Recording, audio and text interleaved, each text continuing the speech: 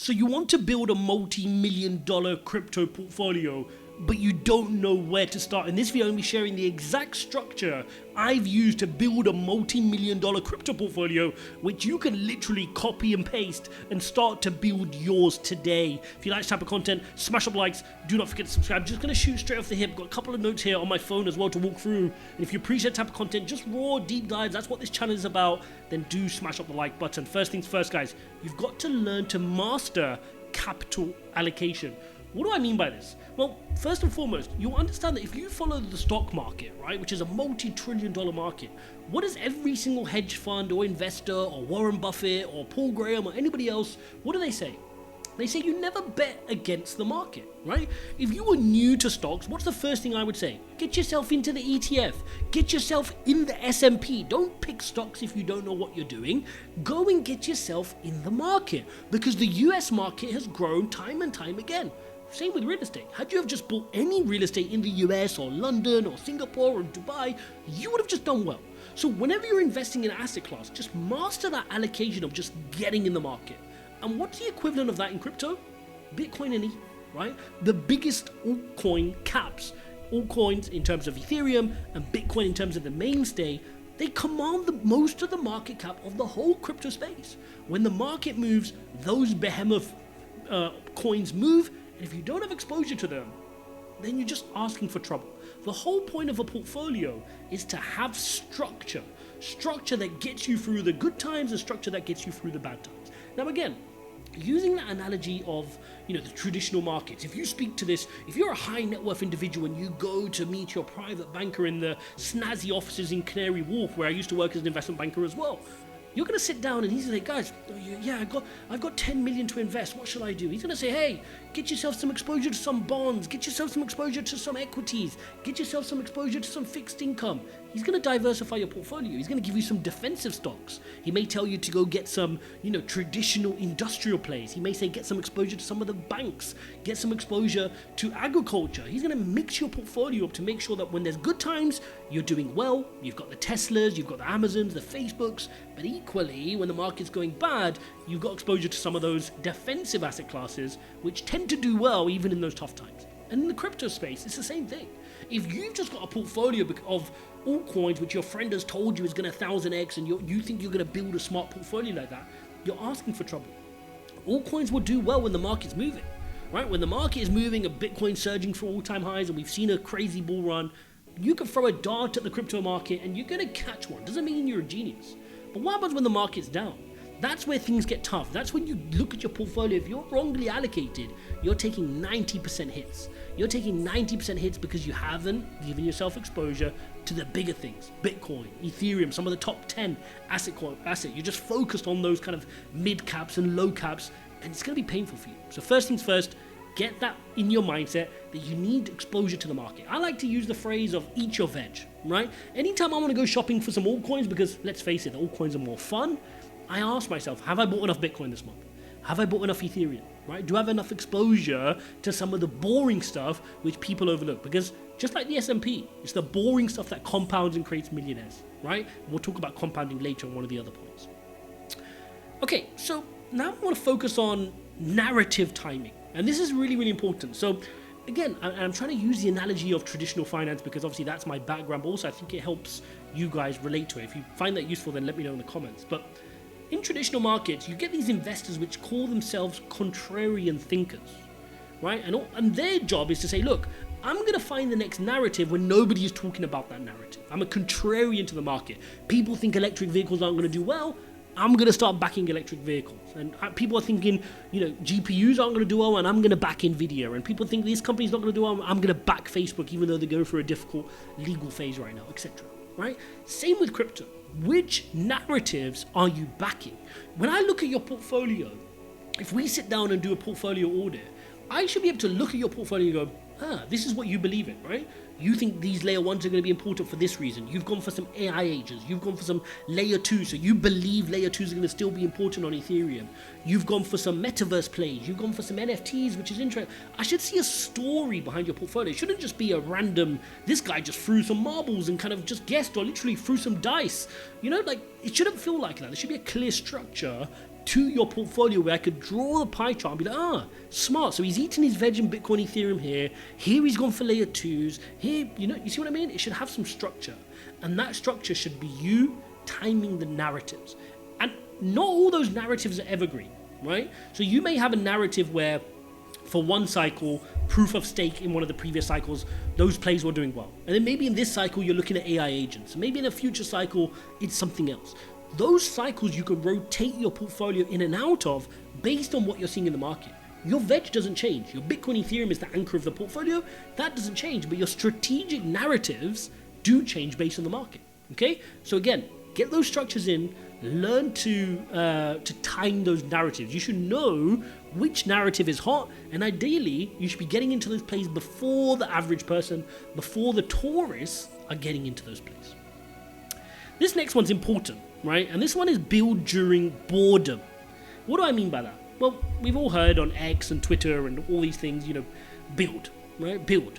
But the important thing is you need to embrace that boredom. When I see boredom in the market, and we can call it fear as well, because typically in those tough markets when Bitcoin's falling, fear and greed index falls to the downside as well. You've got to embrace that, right? I really love that period when the markets are down. When the markets are down and out, I love it. I embrace it because I know that's when I'm going to make my money. In a recession, in a bear market, in when the property prices have crashed, that is where millionaires are made. I'm going to give you something else which is even crazy as well. When countries are at war, billionaires are created in that time, right? When money is flocking to these, countries which are in war in terms of US aid or UK aid or NATO aid or whatever, billionaires are being created, right? You create these oligarchs of these countries. So again, I'm using that as an analogy for you to understand that in tough times, wealth is created, it's transferred, right? And so when you see the market green and rifling to the upside, you should have a somber kind of feeling, an attitude where it's like, it's green. Did I buy enough? I wanted to buy some more, right? And if you don't have that mindset, if you're the person that literally wants the market to be green all day, please green market in the morning and green day the next day, you're not going to make it. You're not going to make it, guys. You should not care. All you should care about is, do I have the right narratives? And the market at some point will cotton onto my narratives. The market at some point will realize that electric vehicles are the way to go, but for the last 5 years, I've been quietly accumulating, right? That's the point. Same with your cryptos. You should be getting in that market, getting in. And then one day know that the coming out party will come for your favorite crypto, for the narrative that you decided to invest in. So again, embrace those boring periods. Those boring periods where no one's talking about crypto, or everyone just thinks you're a bum and not doing much, right? Those are the times you need to be embracing crypto and you need to be doubling down. And that ties in with step 4. Step 4 to building the multi-million-dollar crypto portfolio, one that can scale to your dreams, right? As big as you want it to scale to. We know this, crypto is a $1 trillion asset class. We know that it can grow, right? Gold is 13 trillion, maybe more by now. It's a multi-trillion dollar asset class. We know that real estate is a huge asset class. We know stocks is an asset class. We know crypto is going to grow. US has just decided they've got a Bitcoin strategic reserve as well. Things are getting exciting for crypto. But the thing to focus on is this. Get out of emotion, actually treat it like a professional. We started the video by talking about private bankers and how they sit down with their clients and they draw their portfolio out. Why are you not doing that for yourself?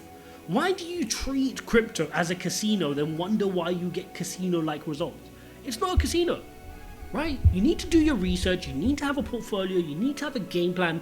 And if a game plan is just in your head, you don't have a game plan, written down, step by step, strategically. When Bitcoin gets to this point, I'm buying the dip.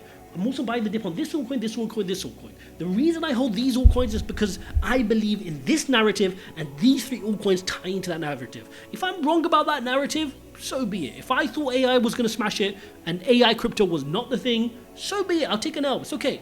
But I'm going to bet on a good handful of narratives, and chances are if I'm a good investor, I'm going to pick out the right ones and I'm going to ride the wave. That's a real portfolio. You got to treat it like a professional. If you're not treating it like a professional, please don't cry that you're getting amateur results. The fact of the matter is, 99% of people in crypto treat it like a casino, they treat it like an amateur, and you'll leapfrog all of those guys by just doing what I said. By just having a game plan and even having like a scribble on a napkin, you're ahead of 99% of those people. So Is it not worth it? Is it not worth taking a Sunday PM, go sit somewhere with some grass and a pen and a paper and draw out your portfolio that's going to make you that $1 million crypto portfolio that you really wish will change your life? It doesn't take long, right? But you've got to take out the emotions, and instead you've got to replace it with a clear action plan. Because the professionals don't trade with emotion. They don't invest with emotion. They invest based on their beliefs, based on their research, based on their convictions. Really, really important difference. I'm going to tie that together with the last point, and that is the importance of compounding and reallocating. So you've created that snapshot of your portfolio, right? A lot of people get to that point where they've created their portfolio. Okay, great. You've got to that portfolio, you've written it down, and you've actually got it there in your exchange. Great stuff. You're happy with it. What next? How do we compound it? Because the eighth wonder of the world is compounding. Like I think it was Benjamin Graham said that, or Warren Buffett, one of these guys. And they're right? It's the compounding that's going to really build your wealth. It's your ability to trim profits from some of those narratives and use some of that to buy more Bitcoin and ETH. That's exactly what I do. For those wondering, when I trim profits on my narrative, let's give you an example. Let's say I'm riding the layer 2 narrative in the last cycle. Right, so I'm riding things like Polygon Matic and Arbitrum and Optimism, and I'm doing really, really well, making some profits. In those moments, I need to trim profits, right? And if you guys are watching any of my videos, I don't just sell everything in one go, I trim. Just like I ladder in my buys, I'm laddering out my sells. But what do? Do I just go into USDT and sit there? No. 50% as a rule, and again, I'm a professional, right? I'm strict on myself. Sometimes I don't want to, I'm strict to myself. When I sell, half of that, 50% of that, goes back into building my portfolio in terms of the veg. Bitcoin, Ethereum, and any other big altcoins that I want to deem as a big anchor of the portfolio. Technically, most of the time it's just Bitcoin and Ethereum. Okay? And then the other 50% goes into a pot to find the next play, to find the next narrative, to find the next altcoins I need to get to. I need to allocate that. Simple. Right? And when you start to do that, you're compounding. You've taken your profit, you realize your profit on a narrative because you believed in layer 2 and it went up. You took profits, you've actually made money. You've then put that money you've made into Bitcoin, which if you've just done that year over year, Bitcoin just hit an all-time high of 109. That's done super well instead of just leaving it in the dollar, which is deflating. And you've also created yourself another pot ready for you to go build out the next narrative. So you're still looking for the next narrative, and maybe this cycle you put it in AI agents, maybe you put it into, tokenized real-world asset tokens. Who knows? But you're building out the portfolio, you're compounding, and you're reallocating. So there you have it, guys. My 5 steps. 5 steps to mastering the $100 million portfolio. Capital allocation, eat your veg, Bitcoin, Ethereum. Focus on those narratives. Your portfolio should have a clear narrative. Like, what is your portfolio about? What do you stand for? It should be clear when I see your portfolio. Really double down on those boredom periods. Understand that the boredom is your friend. The hype in the market is like a decoy, and I don't really care for it. Trim emotion, add in more process, and treat it like a professional. And compound and reallocate. It really is that simple, guys. $100 million. You can do it following that, 13-minute video. If you like this type of content, smash up likes. Don't forget to subscribe, and I'll see you in the next one.